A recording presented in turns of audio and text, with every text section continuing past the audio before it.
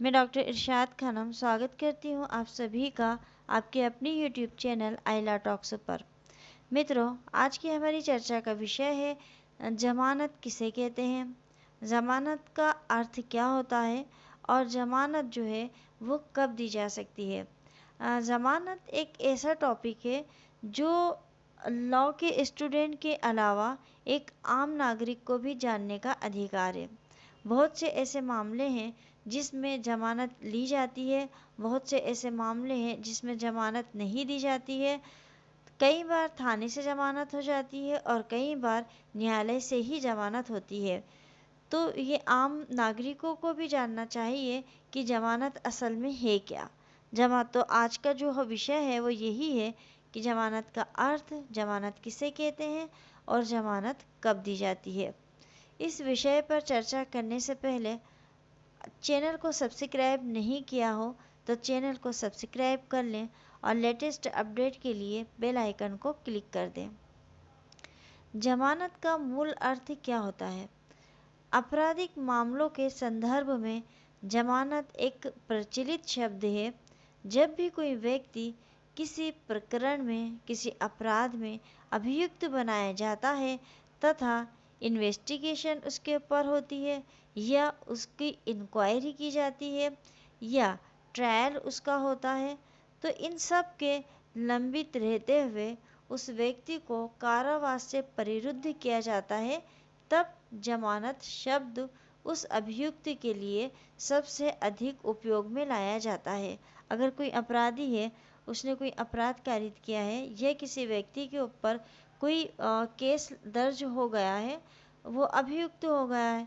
अब अगर उसकी जांच हो रही हो, उसकी इंक्वायरी बैठी हो, इन्वेस्टिगेशन हो रहा हो या उसका विचारण ही चल रहा हो, तो इस दौरान उस व्यक्ति को जमानत मिल जाती है। और जमानत का मतलब होता है कि वो व्यक्ति जो है कारावास में, जेल में नहीं जाता है, केस चलता रहता है और जमानत पे वो बाहर रहता है। जमानत होने का ये मतलब नहीं होता है कि वो अपराधी नहीं है।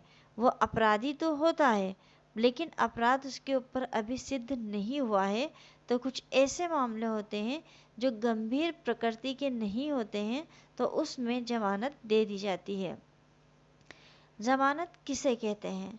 जब भी किसी अभियुक्त को जेल में रखा जाता है तब उस पर अन्वेषण, जांच और विचारण या अपील की कार्रवाई लंबित रहती है।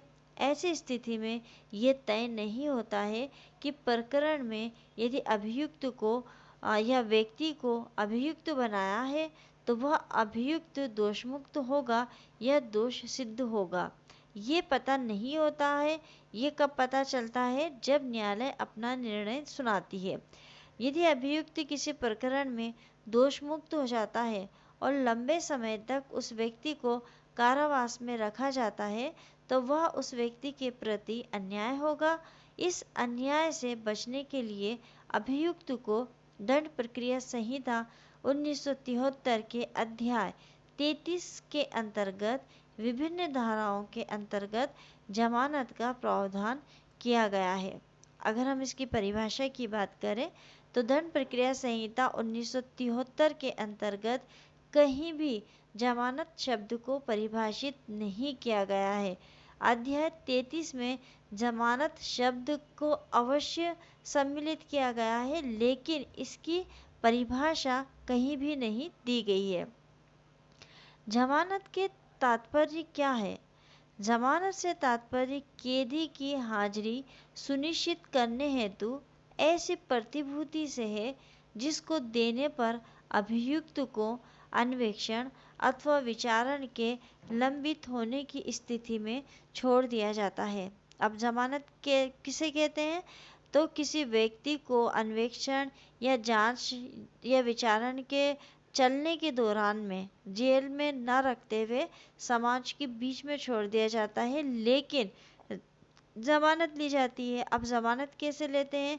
या तो उसको कुछ प्रतिभूति देनी होती है, यानी कुछ अमाउंट जमा करना पड़ता है, या कोई व्यक्ति जो है उसकी ज़मानत लेता है कि ये इसको छोड़ दिया जाए, ये कहीं भी नहीं जाएगा जब भी न्यायालय इसको उपस्थित होने के लिए कहेगा ये उपस्थिति देगा, और अगर ये उपस्थित नहीं होता है तो या ये उपस्थित होने में कोई भी गड़बड़ी करता है तो इसकी सारी जवाबदारी मैं लेता हूँ कि ये किसी भी प्रकार की कोई गड़बड़ी नहीं करेगा। तो प्रतिभूति सहित और प्रतिभूति रहित दोनों तरह की जमानत जो है वो मिल जाती है। एक सामान्य सिद्धांत ये है कि जमानत ना कि jail, bail and not jail के नाम से भी इसको संबोधित किया जाता है।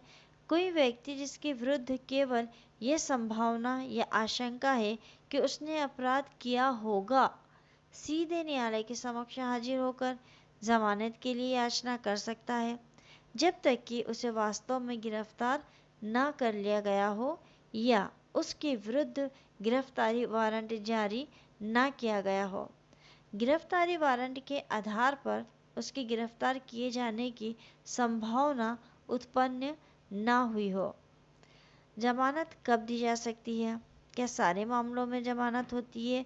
क्या आरोपी को कोई भी अपराध करके वो आ जाए उसको जमानत मिल जाएगी? यदि अपराध जमानती हो तो जमानत पर रिहाई का अभियुक्त का अधिकार होता है, और इस प्रकार की जमानत अभियुक्त, पुलिस अधिकारी या न्यायालय इनमें से किसी के द्वारा भी अधिकार पूर्वक मांग सकता है। न्यायालय और पुलिस अधिकारी को उन अपराधों में जमानत देना ही होती है जिन अपराधों में जमानत का दिया जाना अभियुक्त का अधिकार होता है। एक केस देख लेते हैं। गोविंद प्रसाद बनाम पश्चिमी बंगाल राज्य। कलकत्ता के मामले में ये कहा गया था कि इस प्रकार के जमानत में बंद पत्र में ये शर्त शामिल होती है कि ये बंद पत्र में निर्दिष्ट तिथि एवं समय पर स्वयं को न्यायालय के समक्ष हाजिर करेगा। जमानत देते वक्त न्यायालय उसको ये कहता है कि वो फला तिथि को या फला समय पर न्यायालय में उपस्थित होगा, और वो उनकी शर्तों को मानता है तो फिर उसको जमानत दे दी जाती है। अब कौन से अपराध जमानती हैं, मतलब कौन से ऐसे अपराध हैं जिसमें जमानत मिल जाएगी और कौन से ऐसे अपराध हैं जिनमें जमानत नहीं मिलेगी। दंड प्रक्रिया संहिता 1973 की प्रथम अनुसूची में ये बताया गया है कि कौन से अपराध जमानती हैं और कौन से अपराध जो हैं वो गैर जमानती हैं। आप लोग एक बार दंड प्रक्रिया संहिता की जो प्रथम अनुसूची है उसको देख लीजिएगा, क्योंकि मैं सारी अनुसूची को यहाँ पर नहीं डाल सकती हूँ। तो एक बार आप अपनी बुक या बेयर एक्ट जिसमें से भी पढ़ें उन अनुसूचियों को देख लेना, तो उसमें आपको पता चल जाएगा कि जमानती और गैर जमानती कौन से हैं। दंड प्रक्रिया संहिता 1973 के अध्याय 33 के अंतर्गत 4 धाराएं हैं जिसके अंतर्गत जमानत का प्रावधान किया गया है। दंड प्रक्रिया संहिता की धारा 436 और दंड प्रक्रिया संहिता की धारा 437, दंड प्रक्रिया संहिता की धारा 438 और दंड प्रक्रिया संहिता की धारा 439। ये 4 ऐसे धाराएं हैं जिनमें जमानत के विषय में बताया गया है, और इसको मैं अगले वीडियो में एक एक करके आपको समझाऊंगी कि कौन सी धारा किस जमानत के काम में आती है। आज का वीडियो हमारा यहीं पर पूरा हो रहा है। अगर आपको वीडियो पसंद आता है तो आप लाइक करिए, कमेंट्स करिए, अधिक से अधिक शेयर करिए। मिलते हैं बहुत ही जल्द एक नए विषय के साथ। तब तक के लिए शुक्रिया।